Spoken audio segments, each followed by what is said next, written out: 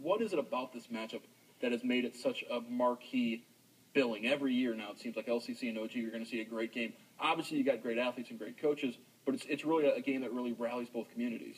Well, it is. You got two passionate fan bases that are going, head to head, and there's a lot of bragging rights. Let's not let's not beat around the bush. There's a mutual respect between the two programs because both of them are very successful. But at the same time, that's a game that we look at. Hey, that's LCC. We want that one. And I think the feeling is the same way over there with Coach Kill and LCC. And it's two great programs going at it. And it's kind of a barometer of where we're at in the year. And they came into our house and they smacked us in the mouth. And that's one thing that we talked to our guys about after the game.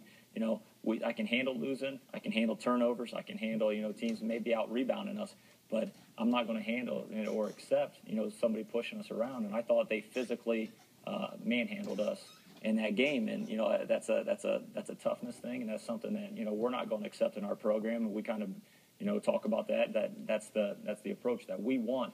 And they gave us a taste of our own medicine. But playing LCC early in the year is a good thing because it is. It's one of those environments that's going to prepare for the league schedule. We got a lot of guys that thrive in those types of situations. But when you talk OG, LCC, it's going to be a heck of a game, and it's going to come down to the end. And we hope that tradition continues, and I think it will.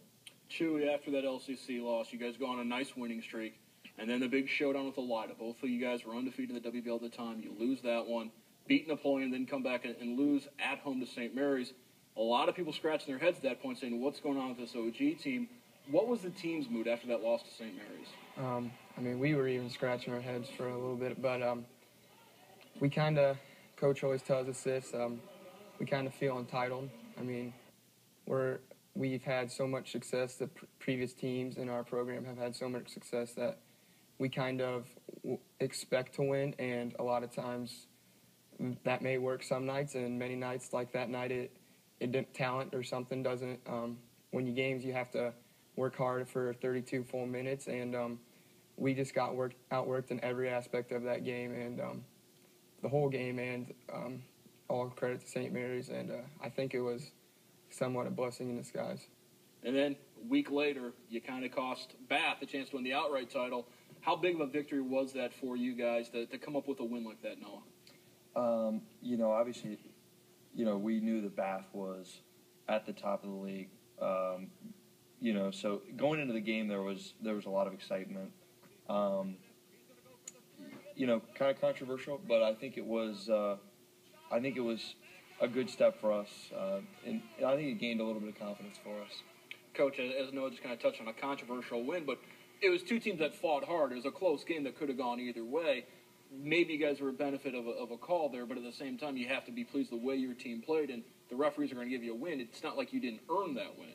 Our guys played extremely hard for 32 minutes, and you can look at the last second. I paused an awful lot, and you could argue either way. I could argue that Mike Rosenbrock should have been shooting two shots just as easily, with 4 seconds or 5 seconds to go. But at the end of the day, our focal point is we want to be playing our best basketball in March. And from that moment on, after the St. Mary's loss, the thing that I think turned around our program, we had a couple guys sit down and have a little meeting and hash some things out. But more importantly, we had a little sense of urgency. We had guys coming out playing with emotion, and when these guys come out and play with emotion, they take their game to another level. And I get on them all the time. I don't remember how many times I talk, guys, this game's fun. Relax, enjoy it. These are some of the best times of your life, and sometimes, they're not a bunch of rah-rah guys. They're not those guys that kind of jump around and, scream and things like that. But at the same time, we needed to be, we tried to keep it loose. They needed to kind of relax a little bit and enjoy this and stuff. I think the pressure was kind of built into these guys, the expectations of returning back to Columbus. And, to realize you guys are 16, 17, 18-year-old kids. You're playing basketball. This is a game. It's a fun, time of your life. Enjoy it. Make the most of it. And if you play the way that you can, we're going to be very successful. All right, time for another break in this Ottawa.